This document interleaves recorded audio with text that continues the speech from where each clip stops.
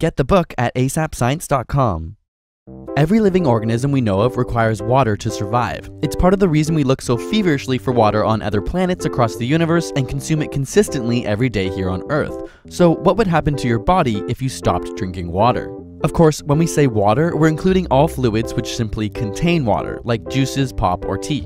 Much like the desire to breathe in oxygen, thirst is a survival instinct. H2O is the most abundant molecule in the human body, making up, on average, 65% of an adult. As a universal solvent, it carries nutrients and hormones through the body, regulates body temperature, cushions our joints, and even lubricates our eyes. You produce around 1.5 liters of urine every day, with another liter lost from breathing, sweating, and pooping. So it's essential that the body replaces this liquid. The thirst center of the brain is located in the hypothalamus and is constantly using sensors in your blood vessels to monitor the amount of sodium and other substances in your body. For example, if you sweat too much, your blood volume and pressure fall. The brain then detects this change and creates the urge to drink something now. So what happens if you're unable to satisfy this thirst? The initial signs of dehydration are the obvious dry mouth, following which your urine becomes darker with a stronger odor as your body attempts to conserve more fluids. The lack of H2O then begins to affect your brain. You might feel lightheaded, have a slower response time, and decreased ability to feel pain. In fact, when you're dehydrated, your brain tissue literally shrinks.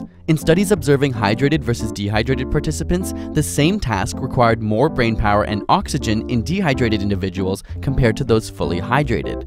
After a day or two with no fluids, you'll stop peeing altogether, have trouble swallowing, suffer from muscle spasms, and likely experience nausea. After all, your body can survive without food much longer, and attention to digestion is not a priority at this point. Eventually, victims may become delirious with severely impaired brain function. Interestingly, studies looking at elderly patients who suffer from delirium found that many are simply suffering from chronic dehydration in the first place. After even more time without water, the blood stops flowing to your skin, reducing heat loss but increasing your core body temperature. This can lead to a gray-bluish tinge to your skin. Beyond 3 to 5 days without water, and your body will begin to shut down its organs and eventually the brain. Of course, unlike the plentiful oxygen we breathe, only 2.5% of all Earth's water is fresh, most of which is locked up in glaciers, ice caps, and underground lakes known as aquifers, leaving less than 1% available for drinking. And most of this water is actually used to grow crops. Approximately 500 billion liters of fresh water is used daily for agriculture in the USA alone, with another 500 billion liters to cool electric power plants. And as our personal drinking sources become increasingly contaminated, over 783 million people on Earth are unable to access clean water. Scientists around the world are trying to find solutions to this problem, from attempts to remove salt from the ocean water, tap into underground aquifers, and creating innovative water filtration systems. If we look to space, NASA has developed technology for astronauts to turn their urine into water more pure than what we drink on Earth.